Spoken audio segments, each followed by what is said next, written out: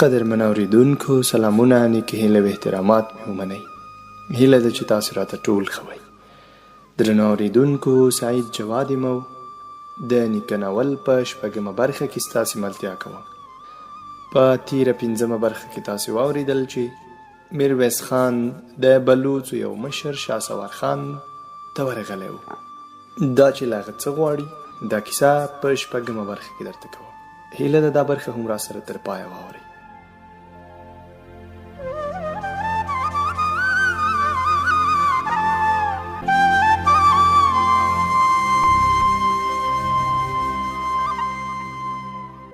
د سمڅې په خوله کې دوه ولاړو مسلح بلوڅو پر خپلو سینو لاسونه کېښودل. شهسوار وویل: میرویس خانه، سمڅې ته ورښکته کېږو. په سمڅه کې تیاره وه. میرویس خان او ملګري ودرېدل. شهسوار چیغه کړه: یو څه راوړئ. د سمڅې په خوله کې سره رڼا راوګرځېده. یو څوک راغی. د لرګي په سر کې له تاو شوي غوړې ټوټې سرې لمبې پورته کېدلې. ټول مخکې لاړل. میرویس خان ودرېد. په حیرانۍ یې وویل: دا دې څه کړي؟ مشال یې ور واخیست. د ناستو کسانو پښو ته زنځیرونه ور لوېدلي وو. ټول 4 هډوکي ښکارېدل. ببرو ګیرو سرونو یې د سمڅې پر ډبرو تیره سیوري جوړ کړي ول. د ټولو سترګې رډې راختلی وې. شهسوار خان یو بندي په پښه پورې واهه. زنځیرونه وشرنګېدل.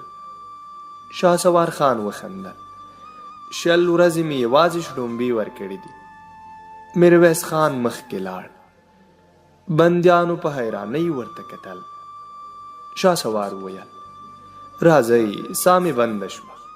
له دې سرګوزو د شړومبو تروش بوی لټېږي. ټول د باندې ووتل. میرویس خان وویل: ما وګڼل ټول 13 کسان وو. شهسوار وویل: څه یې کوې؟ همدا بوزه. خو ګرګین راته ویلي وو چې 20 تنه دي. د دې عسکرو مشر د ګرګین نږدې ملګری دی. شهسوار وخندل: راځه. یوې وړې کندې ته ښکته شول. ګڼ مچان والوتل. شهسوار خپلې پزې ته لاس ونیو. وی ویل: دا یې هم 20. میرویس خان مخکې ورغی. د ډبرو په منځ کې 2 کسان پراته ول. د یوه په ټټر کې لوی پرار ښکارېده. شهسوار وویل: همدا چاغ سرکوزی مشر و. ډېرې چیغې یې وهلې. بس حوصله یې را ختمه کړه. هغه بل یو څه تازه دی. 2 ورځې نه دي وتلې. په سمڅه کې مار وچیچه. دواړه بیرته پورته وختل. شهسوار وویل: خو یوه خبره، د عسکرو ټوپک او آسونه به نه رانه غواړي. میرویس خان وویل: نو دا 4 هډوکي ګرجان به دا دومره اوږده لاره څنګه وهي؟ په شړومبو دي کلمې ورسورۍ کړي دي. پلې هم نشي تلای. شهسوار وخندل: غم مه کوه، ښې خري به درکم. میرویس خان وخندل. شهسوار په خندا کې وویل: یوه بله، د عسکرو د کوټونو پوښتنه به هم نه رانه کوي. عجب سره پنډ کوټونه ول. خرو ته مې ګلالۍ کتې ترې جوړې کړې.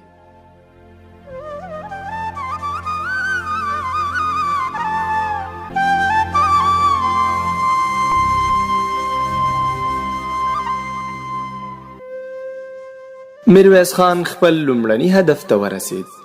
د ګرجي ګرګین شرط یې پوره او د هغه اعتماد یې ترلاسه کړ. دا خبره د اصفهان تر درباره پورې ورسېده چې یو پښتون هوتک خان 18 ګرجي ارغمل عسکر راخوشي کړل. میرویس خان به کله کله په ارګ کې د نارنج ماڼۍ ته ورته.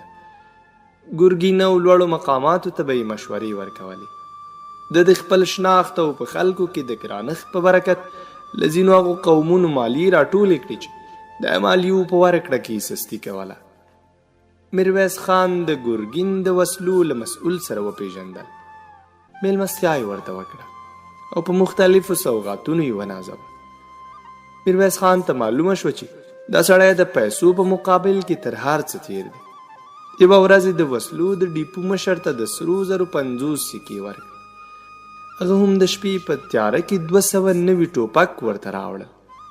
آهنګر یو ټوپک ور واخیست.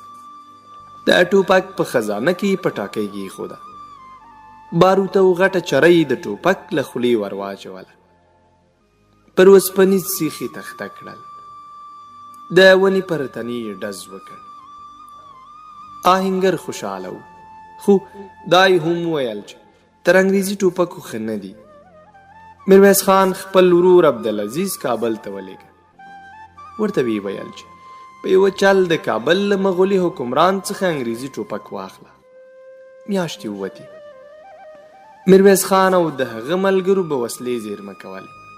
دی به د پخوا په شان د ګرګین مهمو جلسو ته ورته. په جنګي کلا کې محبوبیت ډیر شوی و.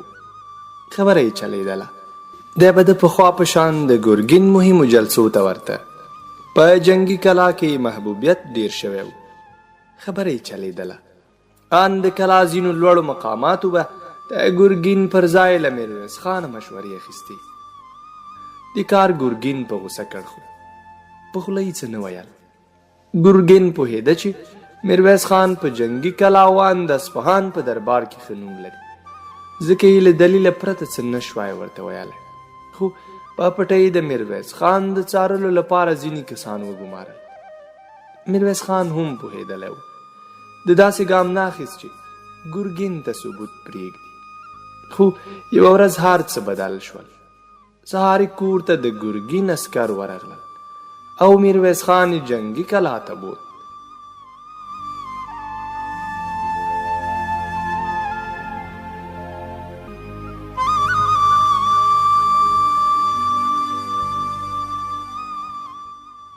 د میرویس خان سترګې رډې راوختې. لینګي یې ولړزېدل. پر دیوال یې لاس کېښود. آهنګر د لوی سالون په منځ کې ولاړ و. له خولې یې وینې بهېدلې. لاسونو پښو ته یې زنځیرونه ورلوېدلې وو. میرویس خان د ګرګین په غږ جټکه وخوړه. ها میرویس خانه، راځه تا ته ماتلو. میرویس خان ورغی. تعظیم یې وکړ. شاوخوا یې وکتل. په سالون کې ولاړ ټول مقامات شناختول. ګرګین وویل وبخه، په دې شنه سهار کې مو مزاحمت درته وکړ. ولاړ شو. زانګې وانګې راغی. میرویس خان ته مخامخ ودرېد. له خولې د شرابو بوی ته بیا تر آهنګر راوګرځېد. ویې ویل میرویس خانه، دا سړی پیژنې؟ میرویس خان آهنګر ته وکتل. سترګه یې تکه شنه وه. ویې ویل هو، زما ملګری دی. ګرګین وخندل. لاړه پر څوکۍ کېناست. جام یې پر سر واړوه. ویې ویل آهنګر مو له 10 ټوپکو سره ونیوه. د میرویس خان زړه ولوېد. ګرګین وویل پوښتنه نه کوي چې څنګه؟ میرویس خان غلی و. ګرګین وخندل. تېره شپه زموږ ګزمې ونیو. خبره معلومه شوه د ډیپو مشر خیانت کړی. پر آهنګر یې وسلې خرڅې کړې وي. میرویس خان وویل ښه نو خاین معلوم دی. د ډیپو له مشره پوښتنه وکړئ. زه مو ګرګین په خبره کې ورولوېد. دغه په اړه مې فکر کړی، خو دې سړي دا ټوپک تا ته اخیستل. میرویس خان وخندل. زه تجار سړی یم، په بې ځایه شیانو پیسې نه ورکوم. له ټوپکو مې کرکه کېږي. همدا اوس راته وګورئ، د نوکانو د اخیستلو چاقو هم نه راسره ګرځوم. ګرګین وویل خو د ډیپو مسؤل بل څه وایي. په 2 قمچینو یې اقرار وکړ چې دا وسلې پر تا پلورلې. میرویس خان وویل د یوه نفر خبره ثبوت نه ده. تاسې ما پیژنئ چې صفوي حکومت ته صادق انسان یم. ګرګین وخندل. اسانه ده، اوس به یې 2 نفره کړو. لاسونه یې سره وجنګول. له ونې ټیټ تور سړی راغی. چړې او امبورونه پسې ځړېدل. ګرګین وویل آهنګر په خبرو راولئ. تور سړي په خواره خوله وویل صاحب، دا سړی له ډبرې جوړ دی. 2 غاښه مو ور وویستل. د کیڼ لاس ګوتې مو ور ماتې کړې، خو اقرار یې ونه کړ. ګرګین چیغه کړه احمقه، د ګوتو نوکان یې لا پاتې دي. تور سړي د آهنګر نوک ته امبور ونیوه. آهنګر چیغه کړه. زنځیرونه وشرنګېدل. پر ملا تاو شو. کېناست. پر غولي سور نوک ولوېد. میرویس خان سترګې پټې کړې. ګرګین آهنګر ته ورغی. تور سړي آهنګر تر ولیو ونیوه. آهنګر ودرېد. ګرګین چیغه کړه. ووایه وسلې دې چاته اخیستې؟ آهنګر توک کړل. د ګرګین پر سره مخ سرې لاړې وبهېدې. تور سړي آهنګر پر جامه وواهه. آهنګر ولوېد. ویې ټوخل. ګرګین پر خپل مخ لاس تېر کړ. ویې ویل همدا نه دې توپ ته وتړئ. تور سړي آهنګر تر ولیو ونیوه. دواړه له سالونه ووتل. ګرګین وویل میرویس خانه ته خاین یې. میرویس خان وویل نه زه صفوي پاچا ته صادق یم. ګرګین چیغه کړه دا خاین زندان ته یوسئ. دوه عسکر راغلل. د میرویس خان لاسونو ته یې کړۍ ور واچول. له سالونه یې واویست. چوپه چوپتیا شوه. ګرګین پر څوکۍ کېناست. له ډېرې غوسې سره یې ډبل بریتونه لړزېدل. شېبه وروسته یې د جنګي کلا ټول مقامات راټول کړل. ګرګین او ځینو نورو ګرجي قومندانانو ټینګار کاوه. ویل چې میرویس خان خیانت کړی، باید توپ ته وتړل شي. خو د جلسې ډېره برخه پر دې باوري وه چې میرویس خان ساده سړی نه دی. دغه وژل به قومونه راوپاروي. په کندهار او شاوخوا سیمو کې به د ګرګین حکومت کمزوری کړي او کمزوری ګرګین به صفوي پاچا ته هم خوند ورنه کړي.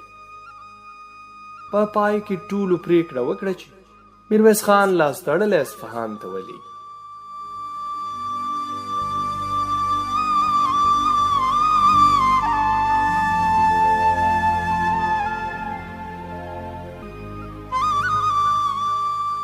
قدرمن اوریدونکو، دا و د نیکه ناول شپږمه برخه.